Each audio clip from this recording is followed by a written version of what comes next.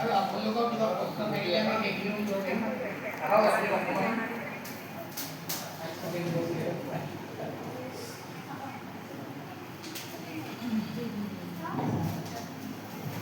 পানী খাই গ'ব লগা আছে, ভয়ে লাগিছে। নমস্কাৰ আটাইকে। মই যেতিয়া সোমাই আহিলোঁ মানে গেটৰ মুখতে মোক ঘূৰিম কৰি যায় আহোন তুমি আহিছা মই তোমাৰ কি কাম আছিল মই বোলে আজি মই ব্যংগ সাহিত্য আলোচনা কৰিছোঁ তুমি ব্যংগ লিখা মই সেইটোতো ব্যংগ মই যে ব্যংগ সাহিত্য নেলিখোঁ কিন্তু ব্যংগ সাহিত্য পঢ়োঁ বা পঢ়ি ভাল পাওঁ গতিকে যিহেতু নিমন্ত্ৰণ কৰিলে গতিকে মই ভাবিলোঁ যে অলপ যিহেতু পঢ়া শুনা কৰিছিলোঁ ব্যংগ সাহিত্য প্ৰায় কেইটামান কথা কম আৰু প্ৰথমে মই সঞ্চালক মহোদয়ক নমস্কাৰ জনাইছোঁ আৰু সতীৰ্থসকলক নমস্কাৰ জনাইছোঁ আৰু সন্মুখত আসন গ্ৰহণ কৰি থকা আমাৰ পাদ্ৰী ছাৰ আছে মোৰ শিক্ষাগুৰু জ্যেষ্ঠজন আছে আটাইকে নমস্কাৰ জনাই মই প্ৰথমে এটা কাহিনীকে কৈ ল'ব খুজিছোঁ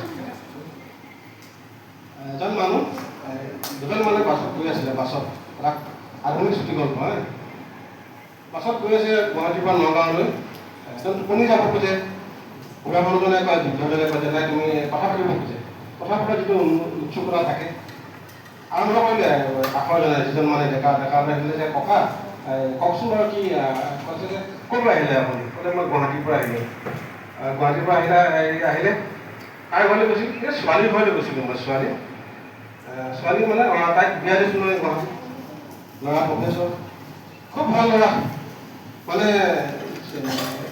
ভাল মানে কেনেকুৱা এই নক'ব মানে একেবাৰে তাইক খুব ভালকৈ জাপটো কৰি ৰাখিছে মানে পুতুকা ফুৰিবই নিদিয়ে কখনো তেনেকুৱা কেনেকৈ কি কৰে মানে তাইক এৰিব নাজানে ভালকৈ ঘৰৰ কামবোৰ ভালকৈ কৰিব নোৱাৰে জয়ে চব কৰি দিয়ে জয়ে মানে ইমান মৰম কৰে তাইক টিভি চাই থাকিব দিয়ে মাজে মাজে চিৰিয়েল চাব দিয়ে আৰু মানে তাই কিবা অসুবিধা হ'লে কাপোৰ কানিও জয়ে ধুই দিয়ে গতিকে মানে মই বহুত জীৱনৰ পৰা আনন্দ পাইছোঁ ছোৱালীজনীৰ পৰা এতিয়া সুধিলে বাৰু আপোনাৰ ছোৱালীৰ কথা গম পালোঁ জোৱাইও ভাল ল'ৰা আৰু কোনোবা আছেনে পৰিয়াল বোলে আছে ল'ৰা এটা সি পঢ়া বদমাছ মানে সি গুৱাহাটীত থাকে নহয় বিয়া পাতি গুৱাহাটীলৈ ঘৈণীয়েকৰ লগত থাকে ঘৈণীয়েকৰ চব কাম সিয়ে কৰি দিব লাগে ময়ো শুনিছোঁ বোলে সেই ঘৈণীয়েকৰ মেখেলাও ধুই দিয়ে জানানে মোৰ জীৱনত শান্তি নহ'ল বুজিছা যি শান্তি পাইছোঁ ছোৱালীৰ পৰাই শান্তি পাইছোঁ এইটো আৰু পাঞ্জাৱ সময় ভৱিষ্য চুক্তি কৰিব খুব দুখ দিছে গতিকে এইটো এটা সমসাময়িক ব্যংগ যে কেনেকৈ মানে আমাৰ মানসিকতা কেনেকৈ গঢ় উঠে আমাৰ দৃষ্টিভংগীটো কেনেকৈ গঢ় উঠে আৰু এটা মই সৰু কাহিনী ক'ম আমাৰ প্ৰশান্ত ৰাজগুৰুৰ এটা গল্প ক'ম প্ৰশান্ত ৰাজগুৰু মানে আধুনিক যিসকল মানে ব্যংগ লেখক তেওঁলোকৰ এজন মানে ভাতকটি আৰু তেখেতৰ কথাবিলাকৰ এটা ৰসবোধ আছে আমাৰ সকলোৱে জানে তেখেতৰ এটা গল্প আছে অন্তৰংগ আলাপত মাছুদ আহমদ বুলি মাছুদ আহমদ এইটো সাতবিধ প্ৰকাশ হৈছিল 2008 চন মানত হোমেন বৰগোহাঁই ছাৰ থাকোঁতে এজন মানুহে ডিঙিত এখন মাফলাৰ মাৰি থাকে অনবৰতে মাফলাৰে মাৰি থাকে সুবিধা পালে বিভিন্ন ৰঙৰ মাফলাৰ মাৰি তেখেত ইঞ্জিনিয়াৰ অভিযন্তা গতিকে মানে সোধে আৰু যে তুমি যে সদায় মাফলাৰ এখন মাৰি থাকে কি কাৰণে মাৰি থাকে তেতিয়া ক'লে বহুত কাহিনী আছে ইয়াত মই যে মাফলাৰ মাৰিব লগা হ'ল বহুত কাহিনী যে কওকচোন বাৰু কি কাহিনী আপোনাৰ এদিন আৰম্ভ কৰিছে মই চাহৰ আড্ডাত বংশীবাবুৰ দোকান এখনত কৈছে যে মই যেতিয়া সৰু আছিলোঁ তেতিয়া মানে মই আমাৰ ঘৰৰ ওচৰত এজন উকিল আছিল আলোক গোহাঁই আৰু তেওঁ প্ৰথম ফিয়েট গাড়ী লৈ যায় তেতিয়া মই ক্লাছ 8 মানত পঢ়ি আছোঁ আৰু দেখিলোঁ যে এই ফিয়েট গাড়ী লৈ যোৱা আলোক গোহাঁই মানুহৰ বিৰাট সন্মান কৰে গতিকে মই ভাবিলোঁ জীৱনত যদি কিবা হ'ব লাগে মই উকিল হ'ম আৰু মই এখন ফিয়েট গাড়ী কিনিম গতিকে ক্লাছ 8ত মই সেইটো ভাবি থাকিলোঁ তেনেকৈ ভাবি থাকোঁতে মই হঠাৎ গম পালোঁ চন্দ্ৰালে মানুহ গৈছিল তিনিজন বিজ্ঞানী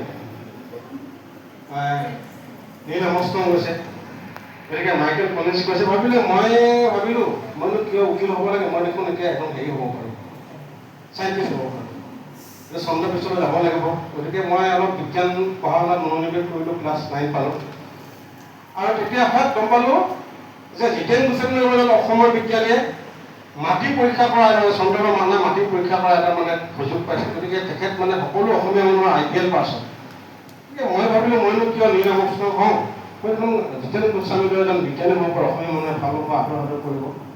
গতিকে মই ভাবিলোঁ এবাৰ জিতেন গোস্বামীৰ দৰে এজন ধুনীয়া বিজ্ঞানী হ'ম। গতিকে মই সেইধৰণে পঢ়া শুনাত মনোনিৱেশ কৰিলোঁ। তেনেকৈ কৰি থাকোঁতে হঠাৎ আমাৰ ঘৰত ৰেডিঅ' বাজি থাকে। দুজন ককাই ভাই বিখ্যাত চবেই সকলোৱে অনুমতি থাকে, তেওঁলোকৰ কথাই কয় ভূপেন হাজৰিকা, জয়ন্ত হাজৰিকা ইমান ধুনীয়া গান গায়, সকলোৱে ভাল পায়।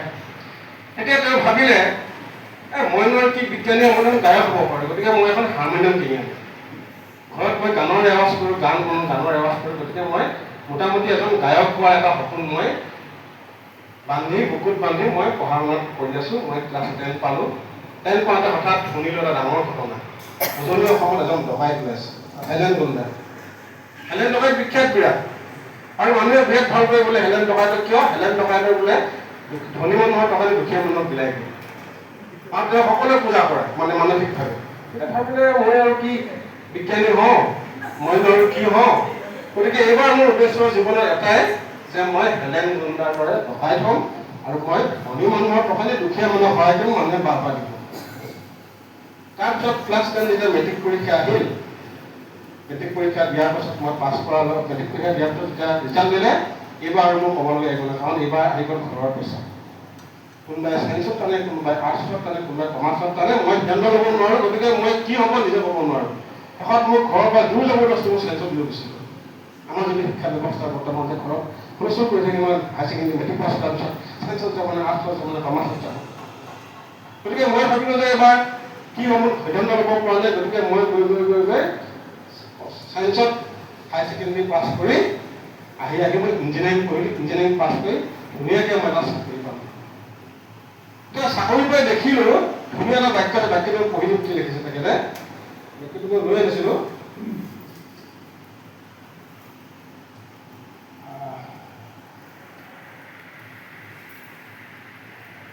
এতিয়া মোৰ একো কাম নাই, উভতি চাই মই দেখোঁ না মই উকিল হ'ব পাৰিলোঁ, মই গোস্বামীৰ দৰে বিজ্ঞানী হ'ব পাৰিলোঁ, মই গায়ক হ'ব পাৰিলোঁ, নে মই ডকাইত হ'ব পাৰিলোঁ।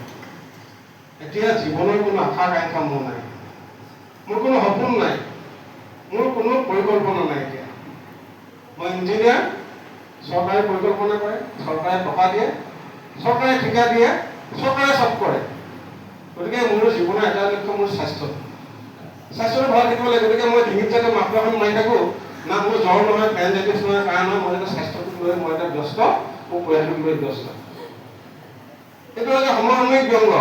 তো ইয়াত এই ব্যৱস্থাটোক এনেকৈ ভুকুতি কৰা হৈছে যে ইয়াত মানুহৰ যিটো সামাজিকতাৰ পৰা আঁতৰি অহাৰ যিটো মানসিকতা, সামাজিক চেতনাৰ পৰা আঁতৰি অহাৰ যিটো মানসিকতা, সমাজৰ পৰা বিচ্ছিন্ন হৈ কেৱল নিজক লৈ ব্যস্ত হৈ পৰা যিটো মানসিকতা, এই মানসিকতাটো এই গল্পকাৰগৰাকীয়ে এটা কাহিনীৰ মাজেৰে ইমান ধুনীয়াকৈ কৈ দিলে।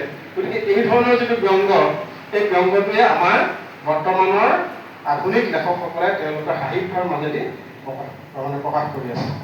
এতিয়া মোক গোস্বামী ছাৰে কৈছিল যে তুমি অলপ তাত্ত্বিক কথা ক'বা, আচলতে ব্যংগ কি। মই এতিয়া দুটা উদাহৰণ দি ল'লোঁ। ব্যংগ হৈছে কোনো শ্লেষ, কটুক্তি কৰা, আৰু ব্যংগত খোচা পিন্ধা থাকে। আৰু এই ব্যংগ কেনেকুৱা হ'ব লাগিব, ব্যংগটো কিন্তু হাস্যটো হাঁহিটোৱে মূল কথা, কিন্তু ব্যংগত হাঁহিৰ সমান্তৰালভাৱে সমাজখনক এটা শুদ্ধ পথ দেখুওৱা, সমাজক ব্যংগৰ মাজেদি, সমালোচনাৰ মাজেদি এটা শুদ্ধ বা সঠিক পথে আগবাঢ়ি যোৱা এটা পৰিৱেশ সৃষ্টি কৰা এটা কৌশল থাকে। সেইকাৰণে এগৰাকী বিখ্যাত আমেৰিকাৰ সমালোচক M.H. আব্ৰাহামে তেখেতে এটা পইণ্ট কৈছিল যে ব্যংগ সাহিত্যৰ তিনিটা দিশ থাকিব। এক নম্বৰ হৈছে ব্যংগ সাহিত্যৰ পঢ়ুৱৈক আমোদ দিব পাৰিব লাগিব। দুই নম্বৰ কথাটো হৈছে পাত্ৰ বা বিষয়ৰ প্ৰতি যিটো বিষয় লেখকজনে লয়, সেই বিষয়টোৰ প্ৰতি পঢ়ুৱৈৰ মনত ঘৃণাৰ উদ্ৰেক কৰাব পাৰিব লাগিব। ঘৃণাবিলাক নিগেটিভ কথা নহয়, পজিটিভ। যে এই যে আমাৰ এতিয়া যিটো গল্প ক'লোঁ যে পুত্ৰ আৰু জীয়াৰী দুয়োটাৰ দৃষ্টিভংগীৰ প্ৰতি পিতৃৰ যিটো মানসিকতা বা তেওঁলোকৰ অৱস্থাটোৰ প্ৰতি যিটো তাত এটা মিহিকে এটা প্ৰতিবাদো আছে, ঘৃণাও আছে, এটা ভুকুটি গোটেইকেইটা আছে। এই ধৰণৰ এটা কৌশল ব্যংগ সাহিত্যৰ ক্ষেত্ৰত থাকিব লাগিব। আৰু আনটো হৈছে যিটো বিষয় কোৱা হয় সেই বিষয়টো সমাজৰ চকুত অৱলম্বিত কৰিব পাৰিব লাগিব। এতিয়া মই যিটো কথা কাহিনী ক'লো, মাছুদ আহমেদৰ যিটো কাহিনী, তাত আমি এটা কথা গম পাইছোঁ যে সামাজিকতাৰ পৰা বিচ্ছিন্ন হৈ থকা কাৰবাৰটো আমাৰ কাৰণে ক্ষতিকাৰক। কিন্তু সমাজৰ বেছিভাগ মানুহে এতিয়া কি সামাজিকতাৰ পৰা আঁতৰি আহি ব্যক্তিগত জীৱনটোক লৈ কেৱল নিজৰ জীৱনটোক লৈ, নিজৰ স্বাস্থ্যটোক লৈ, নিজৰ পৰিয়ালটোক লৈ যিটো ব্যস্ততা, সেই ব্যস্ততাৰে কি হৈছে আমাক এটা বেলেগ ধৰণৰ বিক্ৰম সৃষ্টি কৰি দিছে। গতিকে এই আব্ৰাহামৰ যিটো এই তিনিটা কথা, সেই তিনিটা কথাই মই ভাবোঁ যে ব্যংগ সাহিত্যৰ স্বৰূপ যিটো নিৰ্ণয় কৰাৰ ক্ষেত্ৰত এটা আপোনালোকৰ নিশ্চয় ধাৰণা দিব পাৰিছে। আপোনালোক সকলো অভিজ্ঞ মানুহ যে অসমীয়া সাহিত্যৰ বা ব্যংগৰ কথা ক'ব খুজিছোঁ যে অসমীয়া সাহিত্যত কিয়নো ব্যংগ কম, ব্যংগ বুলি বিশেষ ধাৰা আমাৰ নাই, বা আংগিক বা বিষয়গত দিশত বা ৰূপগত দিশত আমাৰ কোনো ব্যংগ সাহিত্য তেনেকৈ আমি প্ৰকৃতিয়ে ক'ব নোৱাৰোঁ। ক'ৰবাত গল্পৰ মাজেদি ব্যংগ হৈছে, ক'ৰবাত কবিতাৰ মাজেদি হৈছে, ক'ৰবাত পেৰডিৰ মাজেদি হৈছে, ক'ৰবাত নাটকৰ মাজেদি হৈছে, ক'ৰবাত উপন্যাসৰ মাজেদি হৈছে, ক'ৰবাত ধাৰাবাহিকৰ চিনেমাৰ চিত্ৰনাট্যৰ যোগেদি হৈছে। তাণ্ডৱ অফ পাণ্ডৱ যিখন চিনেমা আমাৰ আছে অসমীয়াত, বৈদুৰ্য বৰুৱাৰ কাহিনীৰ অসমীয়া শেহতীয়া চিনেমা, তাত বহুত ব্যংগ আছে। এনেকৈ আমি সদায় চাই থকা বেহাৰবাৰীৰ ওপৰত ব্যংগ আছে, ভাড়াবাৰীৰ হাড়বাৰীত ব্যংগ আছে। এইবিলাক আমাৰ সমসাময়িক ব্যংগ। আমাৰ ব্যংগ যেতিয়া আৰম্ভ হৈছিল কালীয়া কীৰ্তনৰ যোগেদি আধুনিক ব্যংগটো হেমচন্দ্ৰ বৰুৱাই তাৰ পৰৱৰ্তী এটা দীঘলীয়া পৰিক্ৰমা অতিক্ৰম কৰিছে। আৰু সাহিত্য একাডেমী এখন কিতাপ প্ৰকাশ কৰিছে, মই আপোনাক দেখাই দিব খুজিছোঁ। এইখন ৰূপৰ পিয়লা সাহিত্য একাডেমীয়ে প্ৰকাশ কৰিছে। আৰু ইয়াত অসমীয়া ব্যংগ গদ্যৰ যিটো আৰম্ভণিৰ পৰা শেহতীয়া স্তৰলৈকে একেবাৰে সমৃদ্ধযোগী অৰবিন্দ ৰাজখোৱা বা ভীমেশ্বৰ বিকাশ বৰুৱালৈকে তেখেতসকললৈকে ইয়াত এটা দীঘলীয়া পৰিক্ৰমা আছে। আৰু এই পৰিক্ৰমাটোত সম্পাদকগৰাকী নাজমা মুখাৰ্জী কটন কলেজৰ, যিগৰাকীয়ে পপ অসমীয়া বুলি ব্যংগ সাহিত্যৰ নতুন এটা বলি লিখিছে, পপ অসমীয়া, নিশ্চয় আপোনালোকে পঢ়িছে, য'ত অসমীয়া মানুহৰ আধুনিক মানে অৱস্থাটোত কি ধৰণে নতুন নতুন বিষয়ৰ সংস্কৃতিৰ লগত জড়িত হৈছে। যেনে এটা ধুনীয়া এটা কুকুৰৰ কাৰখানা, কুকুৰ পোহাৰ যিটো চখ, সেই চখটোক লৈ এটা ধুনীয়া কাহিনী তেওঁ লিখিছে, মানে বিভিন্ন কথা লিখিছে। আৰু বহুত আছে তেওঁ নতুন প্ৰজন্মৰ সাজ পোছাকৰ পৰা আৰম্ভ কৰি কথা কথাৰ পৰা আৰম্ভ কৰি মানে পৰিৱৰ্তিত ব্যৱস্থাটোত বৰ্তমান যোৱা প্ৰায় ধৰি লওক এটা দুটা দশকৰ ভিতৰত যিটো পপ অসমীয়া বুলি নতুন এটা শ্ৰেণী সৃষ্টি হৈছে, তেখেতে কৈছে নাজমা মুখাৰ্জী, তেখেতে কয় খুব ভাল ব্যংগ লেখক। আৰু ইয়াত অসমীয়া ব্যংগ সাহিত্যৰ চাৰিটা স্তৰৰ কথা কৈছে, চাৰিটা ভাগ কৰিছে। এটা হৈছে আগমনী স্তৰ, সঞ্জীৱনী স্তৰ, নান্দনিক স্তৰ আৰু নব্য স্তৰ। এই চাৰিটা স্তৰ ভাগ কৰিছে। আৰু ইয়াত প্ৰথম স্তৰ যিটো আগমনী স্তৰ, তাত আছে আমাৰ গুণাভিৰাম বৰুৱা, হৰানন্দ বৰা, লম্বোদৰ বৰা আৰু হেমচন্দ্ৰ বৰুৱা। আপোনালোকে নিশ্চয় জানে যে লম্বোদৰ বৰাৰ এটা বিশেষ চৰিত্ৰ আছে সদানন্দ বুলি, সদানন্দৰ কলা ভ্ৰমণী, সদানন্দৰ সমাচাৰ, যিজনে কানি টিকেৰা খাই খাই ক'ব নোৱাৰা হৈ থাকে। সেই কানি বৰবিহৰ বা ইংৰাজ ব্ৰিটিছ উপনিবেশিক সময়ত আমাৰ যিটো সমাজলৈ অহা যিটো প্ৰত্যাহ্বান, সমাজখন লাহে লাহে নিশেষ হৈ যোৱাৰ যিটো অৱস্থা, সেই অৱস্থাবিলাক কেনেকৈ ব্যংগৰ মাজেদি তুলি ধৰি এটা সঠিক বাট দেখুৱাবলৈ বেজবৰুৱাই চেষ্টা কৰিছিল, সেইখিনি আৰম্ভণি দেখাইছে। এতিয়া আৰু এটা কথা ক'ব খুজিছে যে কবিতাৰ মাজেদি কেনেকৈ ব্যংগ হৈছে। আগমনী স্তৰ, সঞ্জীৱনী স্তৰ, নান্দনিক স্তৰ আৰু শেষৰটো আমাৰ নব্য স্তৰ। নব্য স্তৰটো আৰম্ভ কৰিছে বিকাশ বৰুৱা, ভিংগেশ্বৰ শৰ্মাৰ পৰা আৰম্ভ কৰি তেখেতসকলৰ ৰচনা। তাৰ আগৰ যিটো স্তৰ নান্দনিক স্তৰ আমাৰ হীৰেণ গোহাঁই স্তৰ নামৰ আছে। ভদ্ৰ বৰা অসমীয়া ব্যংগৰ এগৰাকী অতি মানে সুনিপুণ ব্যংগকাৰ আছিল। তেখেতৰ এটা ধুনীয়া ৰচনা আছে, এখন ধুনীয়া ৰচনা দিছে, আপোনালোকে পঢ়িছে, আত্মবিজ্ঞাপন। যিটো আত্মবিজ্ঞাপন, মানুহে আত্মবিজ্ঞাপনৰ বহুত কৌশল আছে। মিটিংখনত সোমাই আহিলোঁ, পটককৈ ক'লে মোৰ এজন জৰুৰী কামত পটককৈ ওলাই গ'লোঁ, বাহিৰত মোৰ কাম নাথাকিবও পাৰে, কিন্তু মই মোৰ নিজৰ গুৰুত্বটো বঢ়াই দিলোঁ। বা এটা ফোন এটা আহিলে মই তাত কৈ দিলোঁ যে মই গৈ আছোঁ, বেলেগ এটা কামত গৈ আছোঁ, কিন্তু মই নাযাবও পাৰোঁ। এই গোটেই কথাখিনি ইমান ধুনীয়াকৈ বৰ্ণনা কৰিছে। এটা মই সৰু উদাহৰণ দিওঁ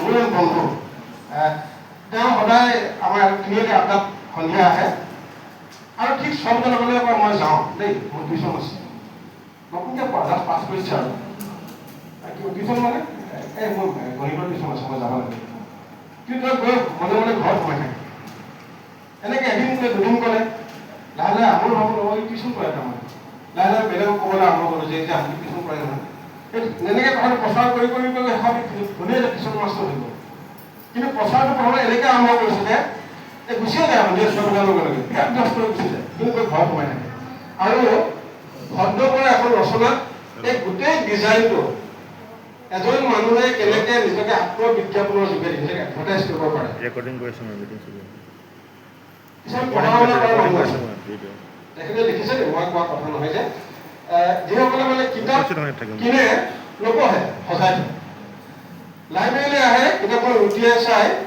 নপঢ়ে কিন্তু ধুনীয়া গহীন এটা হেৰিকে পৰিচয় দিব খোজে তাত তেওঁৰ কবিতাৰ মাধ্যমত দাখিল কৰিছে চাওকচোন লাইব্ৰেৰী আছে যত ভলিউম প্ৰধান নিয়ন্ত্ৰ বুকুত বান্ধি উচ্ছ্বসিত প্ৰাণ মানে উচ্ছ্বসিত মনেৰে বুকুত বান্ধি কিতাপখন লৈ যায় নপঢ়ি দুদিন পাছে দিয়ন্ত ঘূৰাই বহুতে মন্তব্য কৰে খুব পঢ়ে ভাই সৰ্বসময়ত পাৰ্ক মিটিং চিটি বাছ আৰু মেল মিটিঙত সৰ্বসময়ত সিটো পঢ়াতেই ৰত গৰ্ব ভৰে ভাবে সিটো ষ্টুডিয়াছ মই বিজ্ঞাপনত মতি হেতু নকৰে সংশয় ধুনীয়াকৈ বিজ্ঞাপন এটা দিয়ে যে মই চব কৰোঁ মই পঢ়োঁ মই লাইব্ৰেৰী যাওঁ মই কিতাপ কিনো মই কিতাপ ঘৰত ৰাখোঁ কিন্তু দেখিবা তেওঁ কিতাপখিনি কেৱল দেখাবৰ কাৰণেই কাম কৰে গতিকে এই আত্মবিজ্ঞাপন নামৰ যিটো ভদ্ৰপৰা আমাৰ খুব শক্তিশালী মানে ব্যংগকাৰ আৰু তেখেত সঞ্জীৱনী মানে আমাৰ ঠিক 19বিংশ শতিকাৰ পাছত তেখেতে প্ৰায় জন্ম 1930 মানত গতিকে তাৰ পাছৰ এই পত্ৰিকাটো স্বাধীনতাৰ আগে পিছত তেখেতে খুব সুন্দৰ ব্যংগ লিখিছিল হীৰক হাজৰিকা আছে পবিত্ৰ কুমাৰ ডেকা আছে কীৰ্তিমান হাজৰিকা তেখেতসকলৰ ব্যংগ আমাৰ সাহিত্য সমৃদ্ধ কৰিছে এতিয়া মই এটা লিমাৰিক ক'ম আৰু লিমাৰিকো আমাৰ লিখা মানুহ আছে পঢ়ি আছে আমাৰ সন্মুখত বীৰেন্দ্ৰ মোহন দাস তেখেতে খুব ধুনীয়া ব্যংগ শেহতীয়া কবিতা লিখে কবিতাৰে ব্যংগ কৰা কথাটো এতিয়া আমাৰ অসমীয়া সাহিত্যত এটা খুব ধুনীয়া ব্যংগ কৰিছে তেখেত হৈছে আমাৰ দেৱকান্ত বৰুৱা এটা কবিতা আছে আমাৰ লাচিত বৰফুকন বুলি দেশৰ বাতৰি শুনিবানে বীৰ নিদিও তোমাক থাকি আগৰ অসম নাই আৰু আজি জপাটোহে তাৰ বাকী ইয়াত গোটেই ৰাজনৈতিক ব্যৱস্থাটো কেনেকৈ সমালোচনা কৰিছে তাৰ কাৰণে মানে এইটো উদাহৰণে যথেষ্ট মই চাই তোমাক কৈ আছো স্বদেশ পূজাৰ মন্দিৰ যাৰ কেৱল লোকেল বোৰ্ড জ্ঞান সাগৰৰ দুই পাৰ যাৰ চিভিল পিনাল কোড মন্ত্ৰিত্ব যাৰ শেষ কল্পনা এছেম্বলি যাৰ আশা কিনো কি বুজিব সেইবুলি তোমাৰ ৰং দুৰ্মত ভাষা আকৌ লিখিছে অসমৰে কাম্যভূমিত চৰিছে গাধৰ পাল বুজা বৈ বৈ পৰিল কপাল পৃথিৱীৰ চিকিল চাল তেওঁতো অকণো কাণ হাৰ নাই কততে ৰঙেৰে চৰে এমুঠি দানাৰ কাৰণে সকলো প্ৰভুৰ পিছত লৰে কিমান শক্তিশালীভাৱে দেৱকান্ত বৰুৱাই এই কবিতাটোৰ মাজত ব্যংগ স্নেহ অদ্ভুত লিপিবদ্ধ কৰি দিছে কিন্তু কবিতাটো ব্যংগ কবিতা নহয় কবিতাৰ মাজত ব্যংগৰ উপাদান দিব পৰাটো সাহিত্যৰ মাজত ব্যংগৰ উপাদান দিব পৰাটো এটা খুব মানে ভাল লগা দিশ এইটো কবিতাৰ নাম লাচিত বৰফুকন এতিয়া লিমাৰিকৰ কথা কৈছিলোঁ লিমাৰিক এটা লিমাৰিক মোৰ খুব ভাল লাগে আপুনি মনত ৰাখিব দে মানে এখন ছবি ভাহি আহিব ভৰত চন্দ্ৰ নৰহ এটা সেৱা পাছৰে কৈছোঁ দেই মই জাষ্ট মানে যিহেতু পাইছোঁ আৰু লিমাৰিকটো আৰু ভাল লাগে লিমাৰিকটো আপোনালোকে কল্পনা কৰকচোন বিচাৰিটো মানুহজন ভৰত চন্দ্ৰ নৰহ বুলি এজন আমাৰ মিনিষ্টাৰ আছিল তেখেতক কিমান ধুনীয়াকৈ সজাইছে চব ভৰত চন্দ্ৰ নৰহ কথা কয় হৰহ কামে কাজে মন্থৰ অভিজাত পন্থৰ ৰাজনীতিত আছে কি মিলন বিৰহ। এইটো লিখিছে এগৰাকী বিশেষ মানে মই এইখন কিতাপ পাইছিলোঁ, ইয়াতে লেখকৰ নামটো নাছিল, কিন্তু খুব ধুনীয়াকৈ লিখিছে। এতিয়া আধুনিক নাৰীৰ ক্ষেত্ৰত এটা ব্যংগ মই সংগ্ৰহ কৰি আনিছিলোঁ, আপোনালোকে চাব। তিনিখন আগতে লিখিছে এইটো, মালবিকা মালাকাৰ আধুনিকা নব্য নাৰী, নাভিৰ তলত আতি পিন্ধে ফিৰফিৰীয়া শাৰী, সমাজ সেৱিকা অতি স্মাৰ্ট, ৰাজনীতিটো লয় পাৰ্ট, ৰিলিফৰ ধন চান কাঢ়ে, কাঢ়ি লৈছে এখন ফিয়েট গাড়ী। ঠিক তেনেকে নাই কোনো হিচাপ অসমত কিমান সংগঠন, বাতৰি কাগজ চেনেলত বিবৃতি দিয়াতে মগন, সভাৰ শেষত খাই বাদাম ভজা, ঘৰলৈ উভতে হৈ পথৰ ৰজা, তোমাৰ পথাৰত সন্দেহযুক্তৰ ভৰণ পোষণ। গতিকে এনেকে নিৰ্মাণিতৰ মাজতো আহিছে। আৰু আমাৰ এটা খুব শক্তিশালী ব্যংগ, যিটোৱে মানে কাৰ্যকৰী কৰাত সমাজত বাদ টুকুৰা সহায় কৰিছে, সেইটো হৈছে পেৰডি গীত। পেৰডি গীতৰ লিমাৰিক পেৰডি গীত কিন্তু আমাৰ বেজবৰুৱাই কৰিছে। বেজবৰুৱাই মাধৱদেৱৰ বৰগীতৰ কেইবাটাও কলি পেৰডিৰ সুৰত সজাইছে। আৰু এই পেৰডিৰ এটা সমৃদ্ধ যোগে কৰিছে। মই এটা উদাহৰণ দিব খুজিছোঁ আপোনালোকক।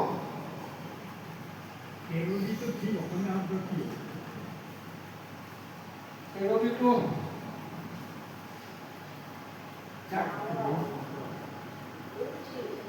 অলপ হেমেলীয়া ধৰণৰ গীত হ'ব, মানে ব্যংগ মিশ্ৰিত, য'ত এটা ব্যৱস্থাক উদঙাই দেখুওৱা হয়। মই এটা কি দিছোঁ আপোনালোকক, শুনকচোন। পেৰডি সমৃদ্ধ যোগে লিখিছে।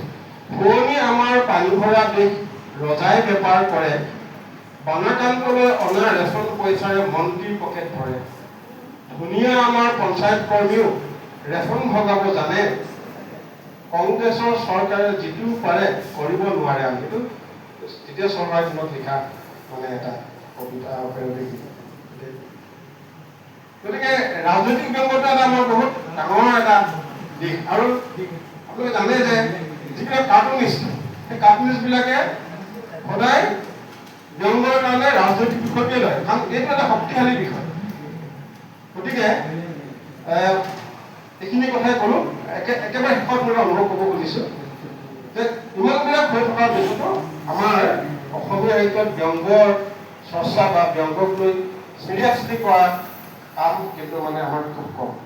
আৰু সাহিত্যত এইটো উদ্যোগ লৈ ভাল কথা হৈছে, কাৰণ অৰ্গেনাইজ ৰূপত বা সাংগঠনিক ৰূপত ব্যংগ সাহিত্যক লৈ এটা সাংঘাতিক পৰিৱেশ সৃষ্টি কৰা বৰ্তমানলৈকে হোৱা নাই। কিন্তু সাহিত্য বা এইখন মই ভাল পাইছোঁ, দেখিছোঁ যে ব্যংগ সাহিত্যক লৈ এটা গোট হৈছে, লগ লাগিছে, কথা পাতিছে, চৰ্চা হৈছে। এতিয়া মই ভাবোঁ যে অনাগত দিনত ব্যংগ সাহিত্যক আৰু বেছি গঠিততা দান কৰিব। কাৰণ আমাৰ এটা পৰম্পৰা আছে অসমীয়া মানুহে যে বেছি ব্যংগ কৰা মানুহক চিনিব বুলি কয়, ভাল নাপায়, অষ্টাদশটা মানুহ ভাল নাপায়। এই ভাল নোপোৱাটো কিন্তু আমাৰ কথাটো সমাজটোৰ ক্ৰিয়া কৰি আছে এতিয়াও। সেইকাৰণে ব্যংগ সাহিত্যৰ প্ৰতি মানুহৰ অকণমান সেইটো কম, আগ্ৰহটো কম, বা ব্যংগ সাহিত্যৰ প্ৰতি এটা অনীহা ভাৱ আছে, ব্যংগ সাহিত্য লিখিব নোখোজে। আৰু ডাঙৰ কথাটো হৈছে কি, আমাৰ যিজন প্ৰতিষ্ঠিত লেখক তেখেতসকলে ব্যংগ সাহিত্য মানে খুব বেছি মনোনিৱেশ নকৰে, বা আলোচনীবিলাকেও ব্যংগ সাহিত্য প্ৰকাশ কৰাৰ ক্ষেত্ৰত মানে বৰ বিশেষ গুৰুত্ব নিদিয়ে। আৰু আলোচনীবিলাকৰ যোগেদি বুলি নহয়, বঁটা বাহনৰ ক্ষেত্ৰতো, বঁটা বাহন দিয়াৰ ক্ষেত্ৰতো ব্যংগ সাহিত্যক কিছু পৰিমাণে নিলগাই ৰখা যেন এটা বাতাবৰণ আছে। গতিকে মানুহে যেতিয়া স্বীকৃতি নাপাব, যেতিয়া মানুহে আদৰ নকৰিব, তেতিয়া স্বাভাৱিকতে কি হ'ব, ব্যংগৰ প্ৰতি মানুহৰ আদৰটো কমি যাব। এতিয়া সাহিত্যৰ এই উদ্যোগটো নিশ্চয় প্ৰশংসনীয়। গতিকে বিশেষ আৰু নকওঁ, এইখিনি কথাই ক'লোঁ। আৰু আমি পঢ়িব লাগে ব্যংগ সাহিত্য। আমাৰ নতুন চমৰ বিশেষকৈ এতিয়া হিংগেশ্বৰ শৰ্মা, শ্ৰীমতী সকলোৱে জানে, শ্ৰীমতী এটা সকলোৱে পৰিচিত চৰিত্ৰ। আৰু হিংগেশ্বৰ শৰ্মাৰ ব্যংগৰ মাজত ৰাজনীতি, সমাজ, দৈনন্দিন জীৱন প্ৰবাহ ইমান বেছি ব্যংগাত্মক দৃষ্টিৰে সঠিক বাটৰ সন্ধান দিয়াৰ প্ৰয়াস কৰা দেখা যায়, যিটো সঁচাকৈ ভাল লগা। একেবাৰে শেষত তেওঁ এটা মই সৰু উদাহৰণ দি যাওঁ। ম যোগ ম সমান ম। কি জানেনে? মদ, মটৰচাইকেল, মোবাইল সমান মৃত্যু। এইটো তেওঁ নতুনকৈ উল্লেখ কৰিলে। ম যোগ ম সমান ম। অৰ্থাৎ সমাজখন এতিয়া মোবাইলে বেয়া কৰিছে, নতুন চামৰ মটৰচাইকেলে দিগদাৰ কৰিছে, নতুন চামে মদ খাবলৈ আৰম্ভ কৰিছে। গতিকে গোটেইকেইটাই মিলি আহি শেষত তেখেতে আইনষ্টাইন দৃষ্টিভংগীয়ে তাত ধৰি লিখিছে এনেকৈ কথা গালি পাৰি থাকে তুমি কিহৰ ডাক্তৰ হে তুমি একো ৰিচাৰ্চ নকৰা গতিকে ৰিচাৰ্চ কৰিবলৈ গৈ এতিয়া 3টা মহ 4টা মহ বিচাৰি পালে মহ গতিকে আমি এই মহকেইটাৰ পৰা আমাৰ সাৱধান থাকিব লাগে এই কথাৰে মই মোৰ বক্তব্য সামৰণি মাৰিছোঁ ধন্যবাদ